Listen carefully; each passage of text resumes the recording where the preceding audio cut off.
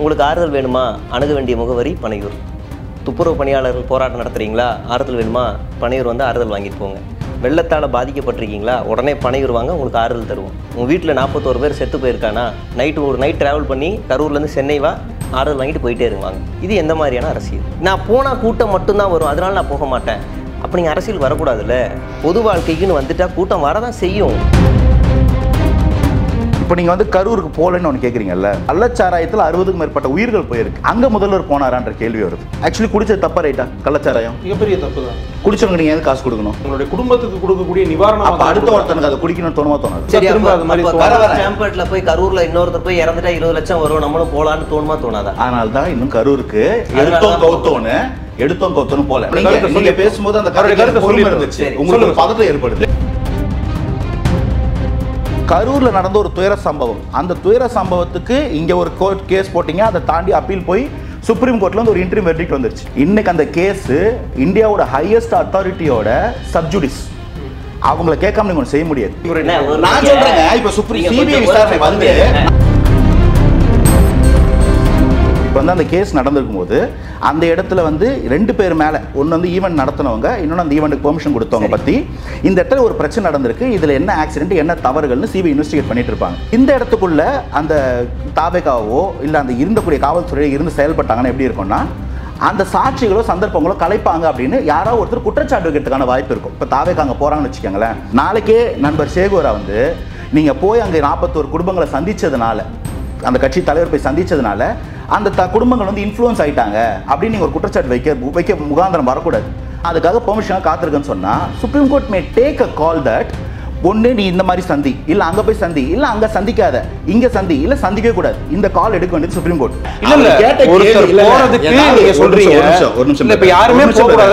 பதில் சொல்றேன் பிரதர், நான் தெளிவா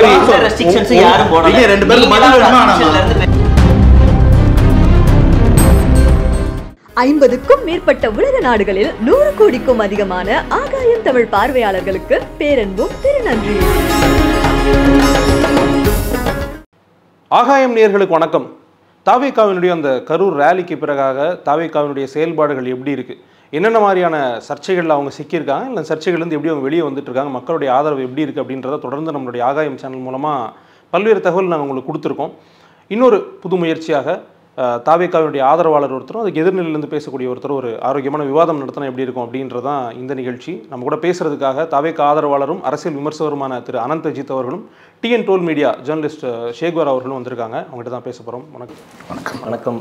உங்ககிட்ட இருந்தே ஆரம்பிக்கலாம்னு நினைக்கிறேன்.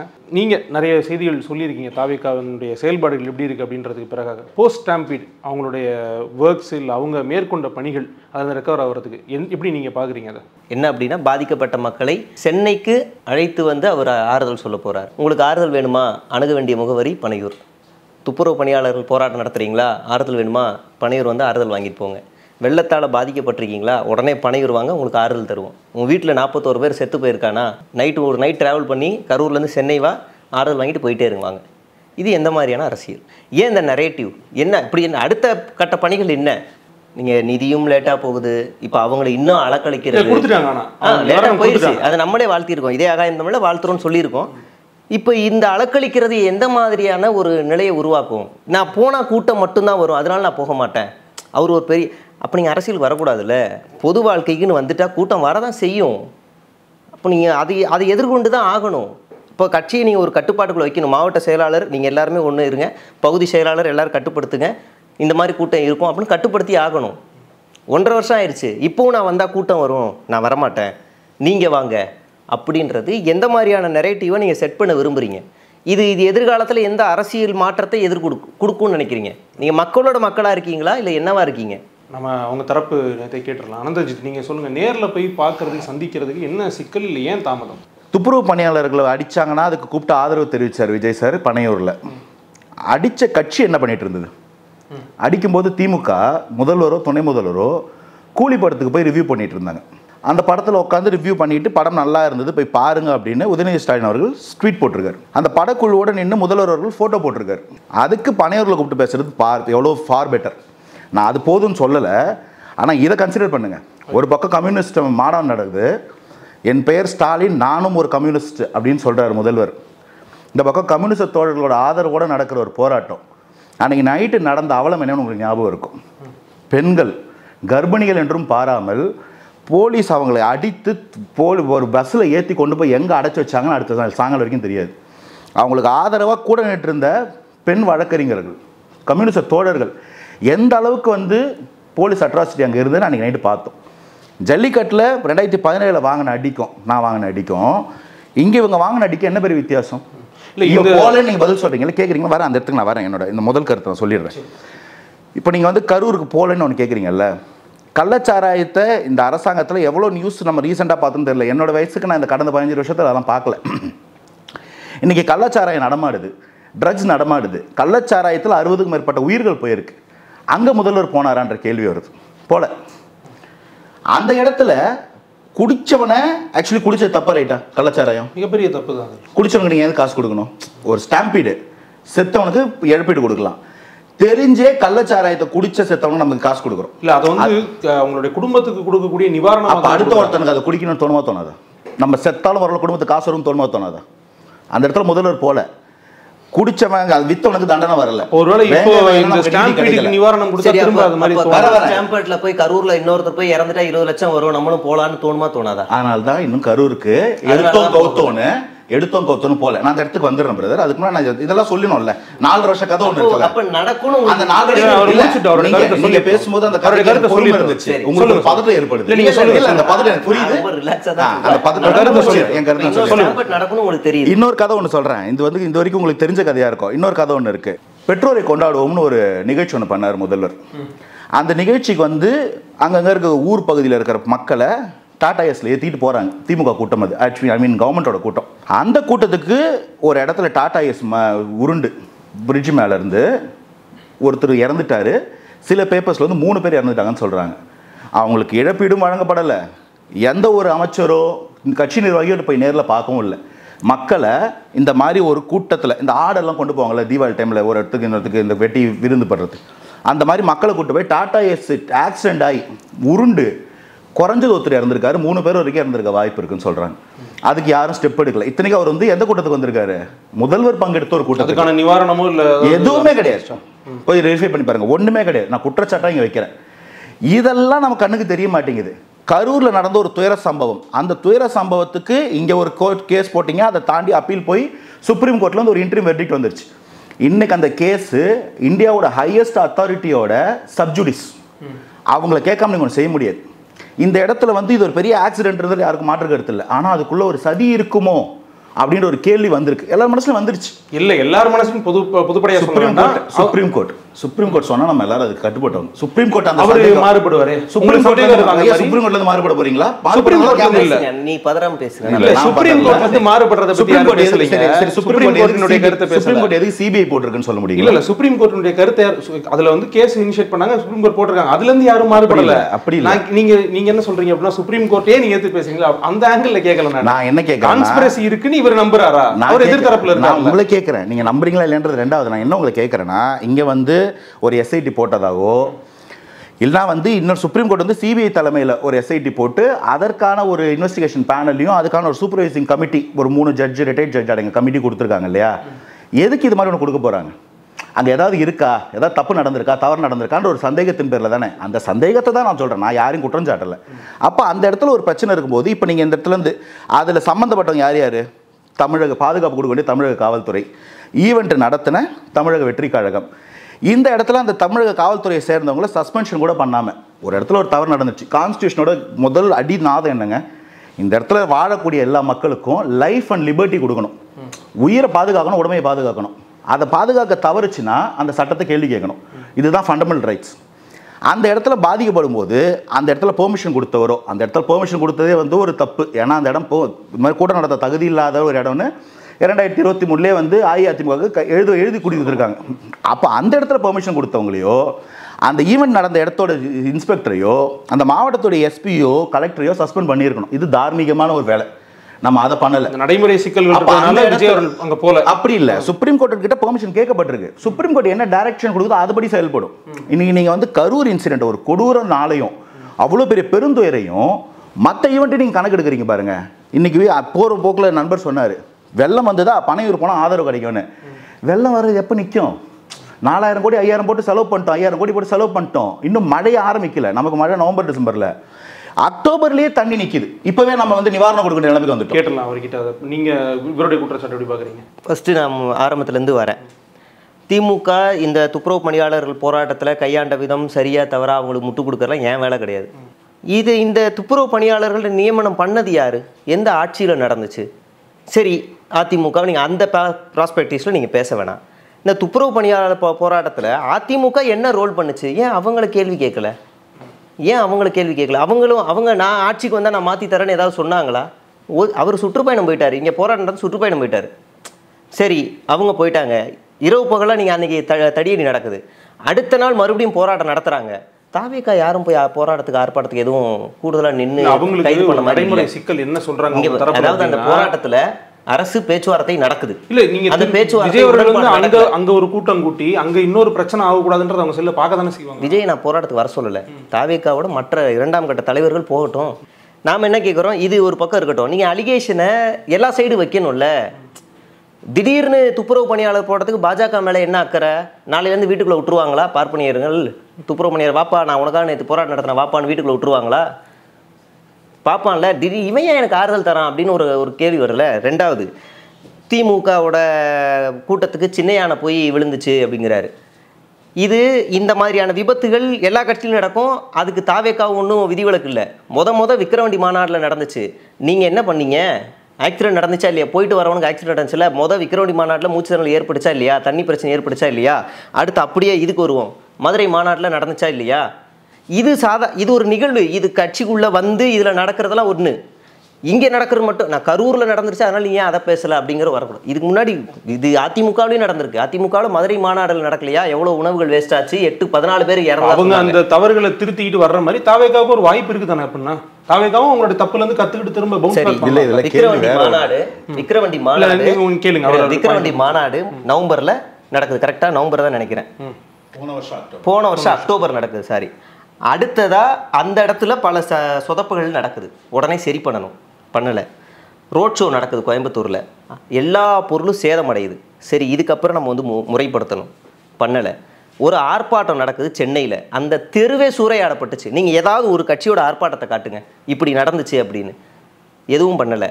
அடுத்ததாக மறுபடியும் மதுரையில் மாநாடு, அதே மாதிரியான விஷயங்கள் நடக்குது. அடுத்ததாக மறுபடியும் திருச்சியில் முதல் சுற்றுப்பயணம், அதுலேயும் நடக்குது. நாகையில் நடக்குது. எப்போ நீங்கள் மாறுவீங்க? எப்போ உங்களுக்கு பாடம் கற்றுப்பீங்க? எத்தனை முதல்ல 2-3 கேள்வி கேட்டார். நான் என்ன கேட்குறேன்னா, அந்த இடத்துக்கு நீங்கள் இந்த மாதிரி துயர சம்பவம் ஆக்சிடென்ட் ஆகிறது நிஜம்தான். அதுக்காக நம்ம வந்து ரோடே மூட்டின்னு யாரும் போகக்கூடாதுன்னு சொல்ல முடியாது.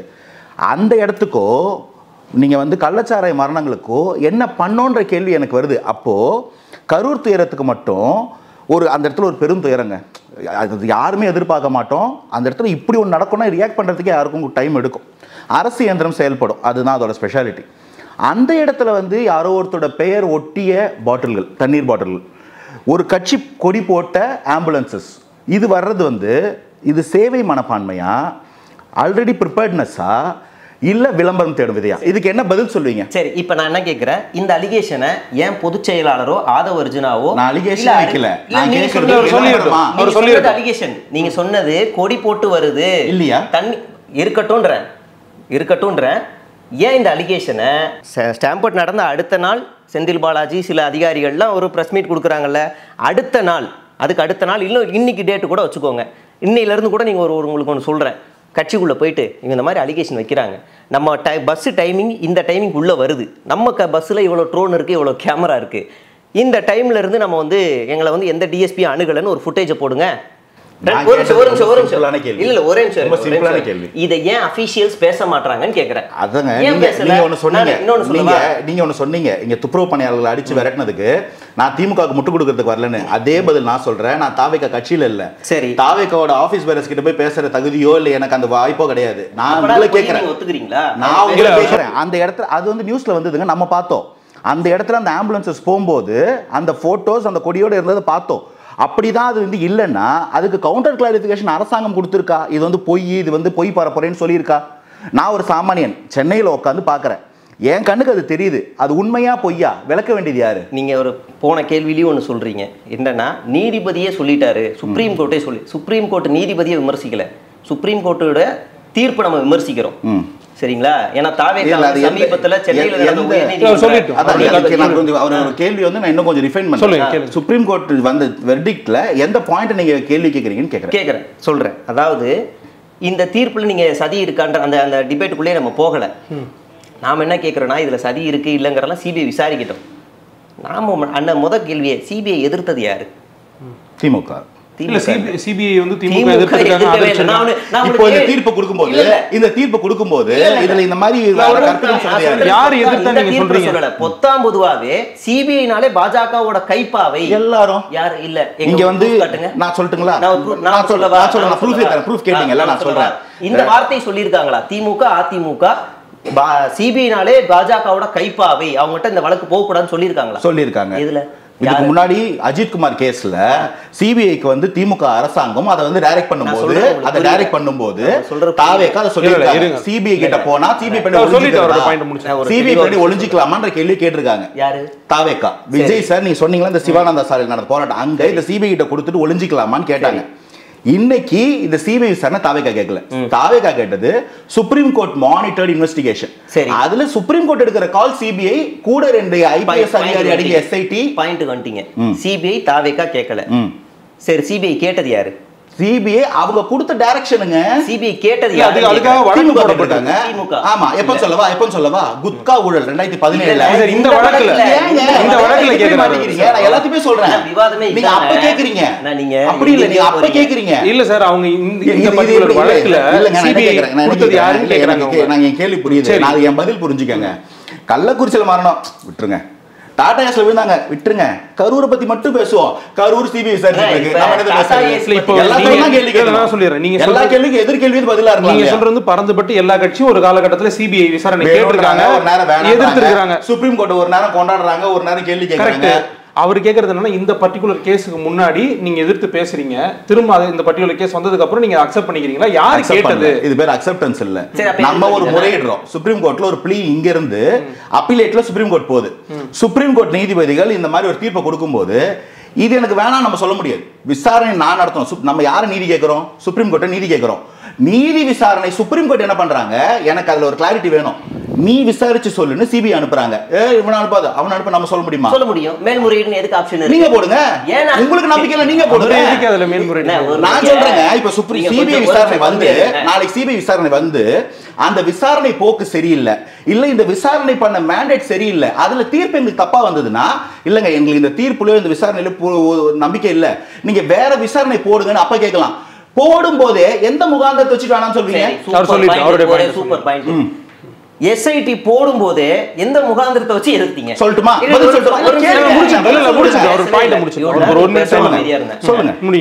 எஸ்ஐடி போட்டாங்க, இன்னும் விசாரணை எதுவும் ஆரம்பிக்கல. எஸ்ஐடி போட்டு இது விசாரிக்கும் அப்படின்னு சொல்றாங்க.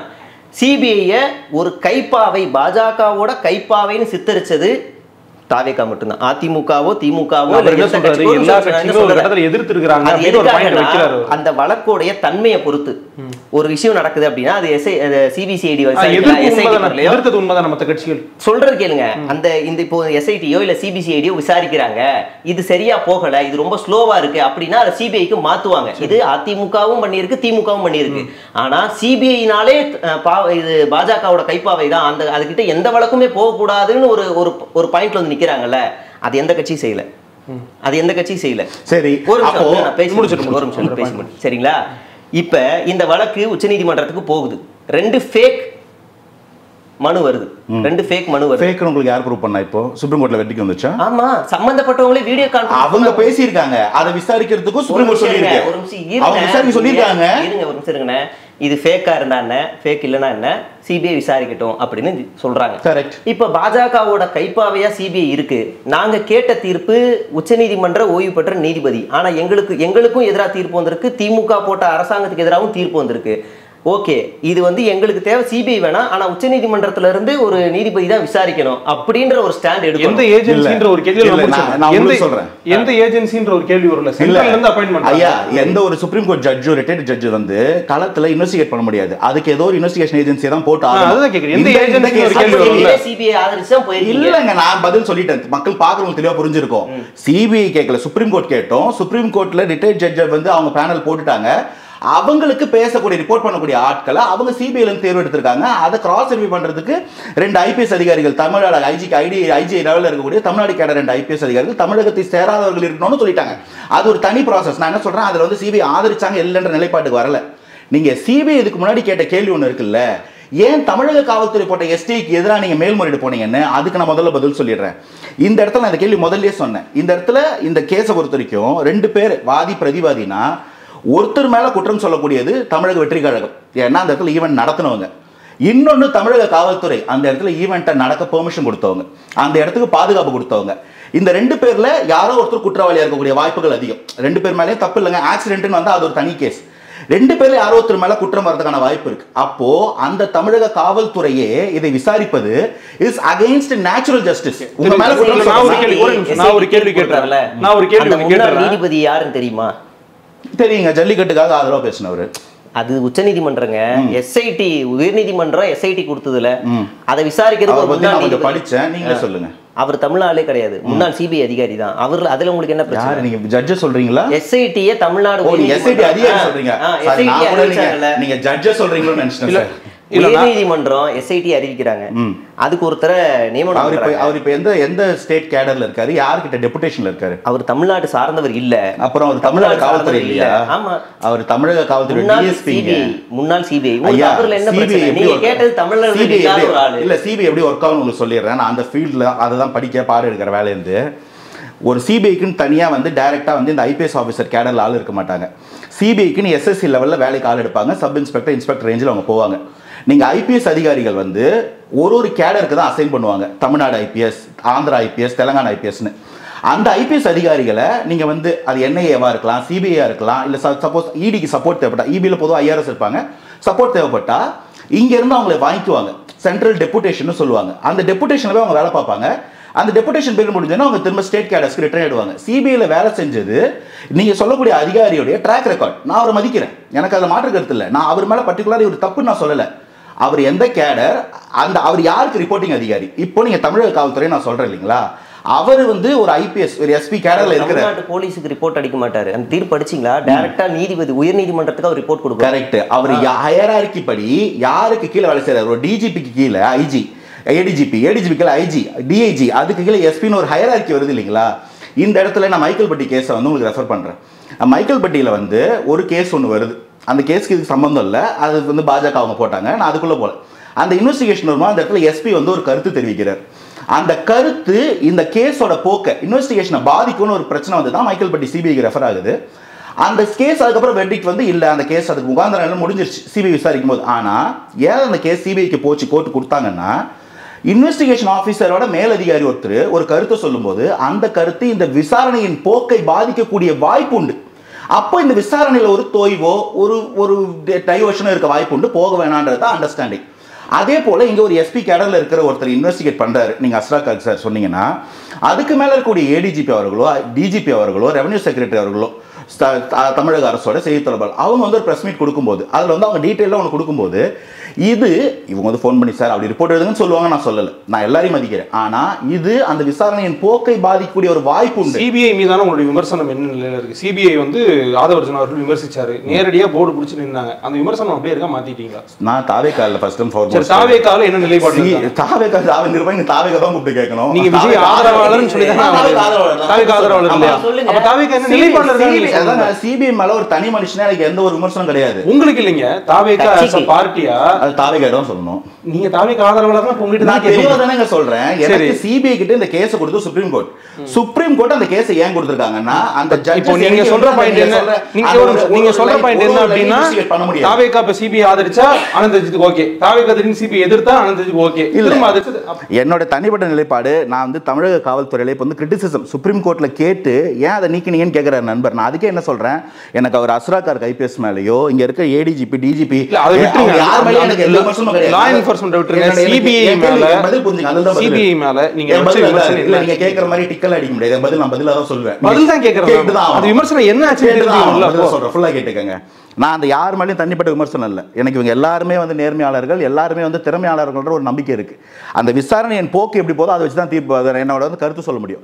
இன்னைக்கு சிபிஐ நான் அதே அளவுக்கு தான் மதிக்கிறேன். தனிப்பட்ட மனுஷனா சொல்லுது, தாவிகவன் கருத்தா எடுத்துக்காதீங்க. ஏன் அடுத்து நான் சிபிஐயா, அவங்க ஒரு இன்வெஸ்டிகேஷன் ஏஜென்சி, அவங்களுக்குள்ள ஒரு நேர்மை இருக்கும்.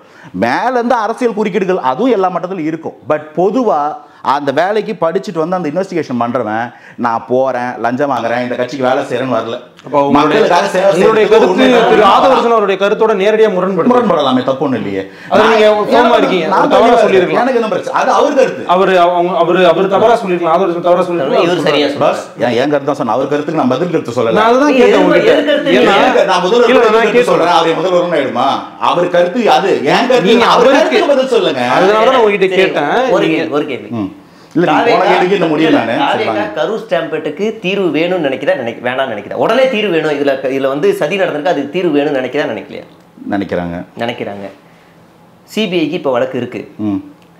அது ஒரு இன்டர்வியூல இந்த வழக்கு போச்சுன்னா 5 வருஷம் ஆகும்னு சொல்றாரு. ஒருவேளை இந்த வழக்கு வேற ஒரு எந்த வழக்குனாலுமே சரி, இந்த வழக்கு ஒருவேளை ஒரு வருஷம், ஒரு 2 வருஷம் எந்த ஒரு முன்னேற்றமும் இல்லை அப்படின்னா தாவேகாவோட அடுத்த கட்ட நடவடிக்கை என்னவா? நாங்க பேசணும் கொஞ்சம் தெளிவா இருக்கும். நான் கொஞ்சம் அந்த பதில் அப்படி அதே மாதிரி பதில் சொல்லலாமா? இந்த விஷயத்துக்கு தமிழக அரசு உடனே தீர்வு நினைக்காதா? கரூர் ஸ்டாம்பீடுக்கு அருணா ஜெகதீசன் மேடம் இது மாதிரி ஒரு பேனல் போட்டாங்க. இதே மாதிரி அருணா ஜெகதீசன் வச்சு ஒரு நபர் ஆணையம் போட்டாங்க. எதுக்கு ஞாபகம் இருக்கா? எதுக்கு ஞாபகம் இருக்கு? தூத்துக்குடி துப்பாக்கி சூடுக்கு. அதுக்கு என்ன முடிவு வந்துச்சு? அவங்க அறிக்கையை சப்மிட் பண்ணி நீங்க எத்தனை பேர் தண்டிச்சீங்க? யார் குற்றவாளி? அப்போ இருக்க சாமி,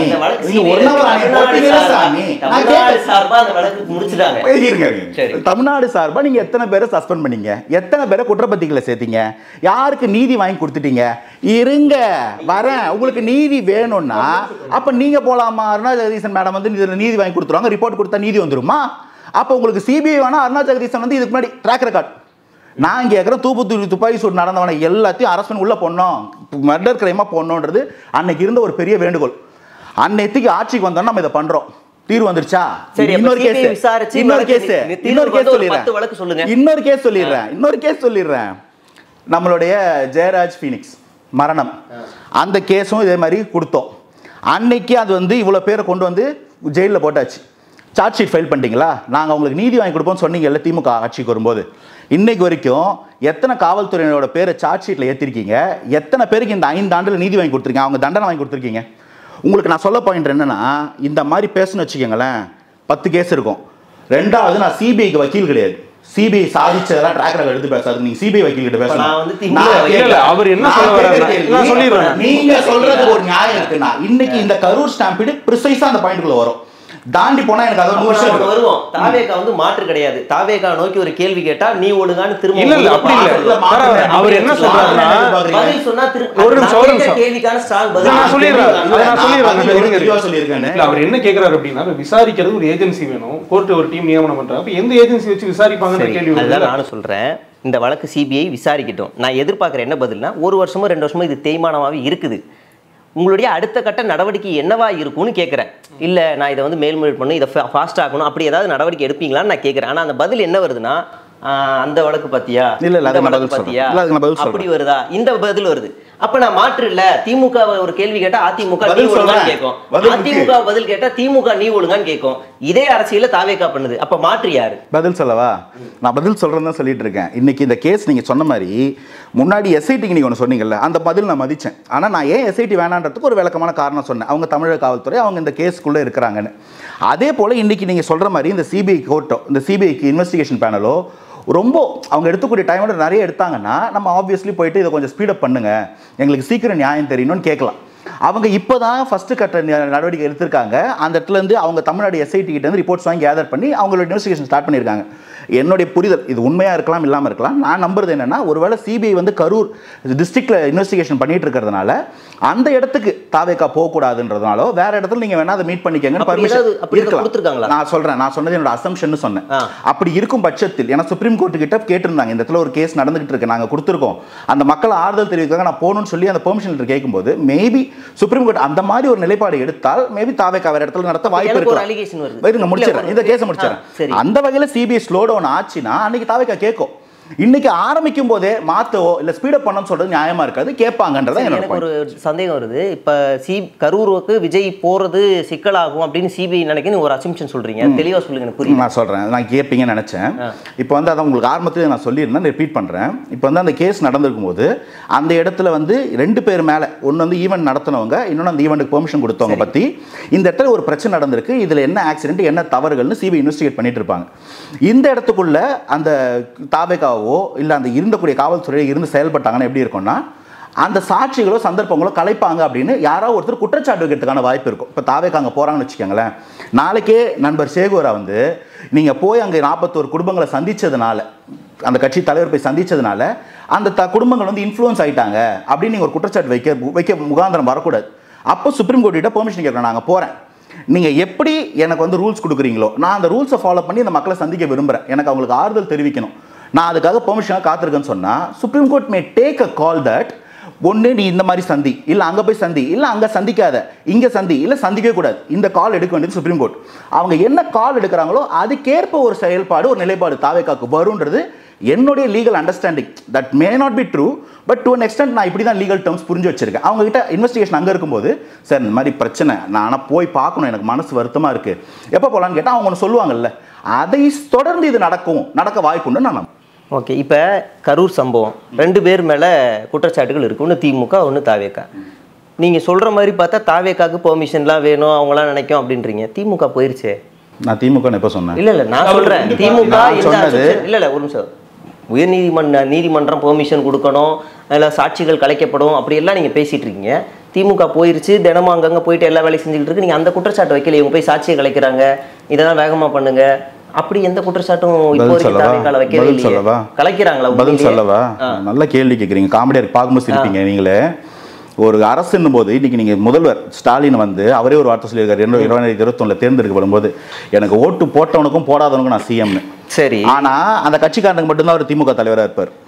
அஇஅதிமுக காரங்களுக்கும் முதல்வர்ன்றது ஒரு அன்பயாஸ்டு பொசிஷன். நீங்க வந்து திமுக தலைவர் வர்றாருன்னு சொல்ல மாட்டாங்க, முதல்வர் அவர் திமுகக்கோ அதிமுகக்கோ எதிர்கட்சி தலைவருக்குமே அவர் தான் முதல்வர்.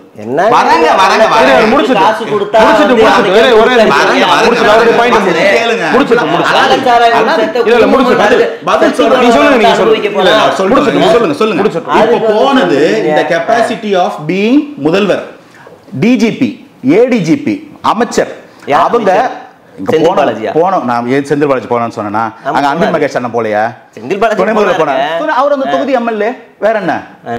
அவங்க போனது இந்த capacity of being a representative, மக்களின் ஆதரவு பெற்று அந்த இடத்துல எம்எல்ஏவாவோ மினிஸ்டராவோ இருக்காங்கல்ல, அவங்க அந்த ஆபீஸ் போயிருக்காங்களே, அவங்களுக்கு கேஸ் சம்பந்தம் இருக்கா? என்னங்க இப்போ ஒருத்தர் போறது இல்ல ஒருத்தர் போறதுக்கு நீங்க சொல்றீங்க, ஒரு நிமிஷம் இப்ப யாருமே போக கூடாது, நான் அந்த இடத்துல பதில் சொல்றேன் பிரதர், நான் தெளிவா ரெஸ்ட்ரிக்ஷன்ஸ் யாரும் போடல, நீங்க ரெண்டு பேரும் பதில் இருந்து பேசுறீங்க. இல்ல நான் விஜய் போக கூடாது, எந்த அபிஷியலும் எந்த ரெஸ்ட்ரிக்ஷன்ஸும் யாரும் தெளிவா ஒரு அசம்ஷனுக்காக எல்லாம் பதில் சொல்றேன். ரெண்டு பேருக்கும் பதில் சொல்றேன். முதல்ல நீங்க கேட்டது நான் என்ன சொன்னேன், கேஸ்ல யார் வாதி பிரதிவாதி சொன்னேன், இவங்களுடைய கூட்டணியில இருக்கிறவங்க நான் சொல்றத நான் சொல்றேன், பதில் சொல்ல விடுங்க. நான் கேட்டேன், क्वेश्चन கேட்றேன், அப்ப மணி கேட்டதுக்கு பதில் வேணாம், முழுசா கேட்றேன், நீங்க சேர்த்து பதில். அந்த क्वेश्चनோட சேர்த்து தான் நாம் தமிழர் ஒரு கட்சி அவங்க போயிருக்காங்க, திமுக கூட்டணியில இருக்கக்கூடிய கட்சிகள் போயிருக்காங்க, தாவேக்காவை சேர்ந்த நிர்வாகிகள் நீங்க போல ஒரு பார்ட்டி நீங்க சொல்லிட்டீங்க, திமுக கூட்டணியில இருக்கிறவங்க பல்வேறு கட்சிகள் போயிருக்காங்க, நேர்ல போய் பார்த்திருக்காங்க தானே, அப்புறம் அதுல அவங்களுக்கு என்ன சிக்கல் இருக்கு? இல்ல போக கூடாதுன்னு சொல்லி இனிஷியல் ஸ்டேஜ்ல சொன்னது யாரு? பதில் நான் இவருக்கு சொல்லி முடிச்சிடுறேன். முதல்ல ஃபர்ஸ்ட் அண்ட் ஃபார்மோஸ்ட் நான் தெளிவாக சொன்னேன், இது திமுக நான் சொல்லவே இல்லை, அந்த பகுதியில் பெர்மிஷன் கொடுத்த காவல்துறைன்னு சொன்னேன். நீங்க காவல்துறை திமுக காவல்துறை நான் சொல்லல, தமிழக கரூர் காவல்துறை நான் சொன்னேன். அது அந்த இடத்துல அவங்க இன்வெஸ்டிகேட் பண்ணா என்ன தவறா இருக்கும், ஏன் வேற ஒருத்தர் இன்வெஸ்டிகேட் பண்ணணும்ன்றது தெளிவா சொன்னேன். தாவேக்காலி நிர்வாகிகள் போயிருக்காங்க, அந்த மக்களை சந்திச்சு காணொலி மூலமா விஜய் சார் அங்க பேச வச்சு இன்னைக்கு நடந்துச்சு. நடந்துருச்சு. நீங்க சொல்றது நான் கேட்ட கேள்வி, அதனால திரும்ப கேள்வி. நான் சொன்னது பதில் முழுசா கேட்காம நீங்க டேட்டை மாத்திட்டீங்க, கட் பண்ணிட்டு உங்களுக்கு இல்ல டேட் மாத்தி வந்துட்டீங்க. கேள்விங்க அது என் பதில் சொல்ல மாட்டேங்க. சரி சொல்லுங்க. உங்களுக்கு பதட்டத்தை குறைச்சுங்க, பதில் சொல்றேன். யாருமே பதட்டப்படல. கேள்வி முடியல, நீங்க அடுத்தவங்க அவுட் ஸ்மார்ட் பண்ணுன்றதா பதட்டப்படுறீங்க. கேள்வி முடியும் போது பதில் வரலனா சரி சொல்லுங்க, பதில் வரலன்னு கேட்டா நியாயம். சரி சொல்லுங்க. பாதியில பதில் நான் அதே பண்ணனும் வெச்சீங்களா? நான் அவர்தான் பாதி நிறுத்தணும். நான் அவரையும் தான் பாதி நிறுத்தின பதட்டத்துல. நான் என் பதில் தயவு செய்து சொல்லுங்க. எனக்கு பாதி பதில் சொல்ல தெரியாது, அதனால சொல்றேன். சோ அங்க போயிருக்காங்க. இன்னைக்கு நான் திரும்பவும் சொல்றேன், இந்த இடத்துல இருக்குமோ, நான் ரொம்ப கேர்ஃபுல்லா அந்த வார்த்தை யூஸ் பண்றேன். இது நான் ஒரு தனிப்பட்ட விஜய் ஆதரவாளர், என்னுடைய அசம்ஷன். அங்க இந்த மாதிரி கண்டிஷன்ஸ் இருக்குமே ஆனால், சுப்ரீம் கோர்ட் ஒரு டைரக்ஷன் கொடுக்குமே ஆனால், அவங்க அதை மேற்கோள் கொண்டு இதை செய்யறதுக்கான வாய்ப்பு உண்டு. அதை தாவேக்கா சொல்லும் போது நான் தெரிஞ்சுக்கிறேன். நான் ஒன்று அசியூம் பண்ணுவேன்ல, அந்த அசம்ஷன் அது. ஸோ தாவேக்கா அங்கே போகக்கூடாது, மற்ற கட்சிக்காரங்க போகக்கூடாது, யாருமே போகக்கூடாதுன்னு யாரும் சொல்லலை. எனக்கு ஆனால் சுப்ரீம் கோர்ட்டில் அவங்க ப்ளீ வச்சது தெரியும். சுப்ரீம் கோர்ட்டில் இந்த மாதிரி நாங்கள் அங்கே போய் ஆறுதல் தெரிவிக்கணும், அதுக்கு எங்களுக்கு ஒரு பெர்மிஷன் கொடுங்க, ஒரு ஈவென்ட் மாதிரி பண்ணி எல்லாரும் ஒரு இடத்துல சேர்த்து பண்ணணும்னு கேட்டிருக்காங்க. அதுல என்ன பதில் வந்ததுன்னு தெரியல, பட் அதை கேட்கப்பட்டது எனக்கு தெரியும். அதன் நீட்சி அதை நான் புரிஞ்சுக்கிறேன். ஓ, இந்த மாதிரி ஒரு கேஸ் நடக்கும்போது போனோம்னா யாராவது குறை சொல்ல வாய்ப்பு இருக்கும், அதனால அவங்க கேட்டுட்டு போறாங்கன்னு நான் புரிஞ்சுக்கிட்டேன். ஓகே, ஒத்துக்க போறது இல்ல. இந்த விவாதத்தோட இதோட முடிக்காம கமெண்ட்ஸ்ல நீங்களும் உங்களுடைய கருத்துக்களை சொல்லுங்க.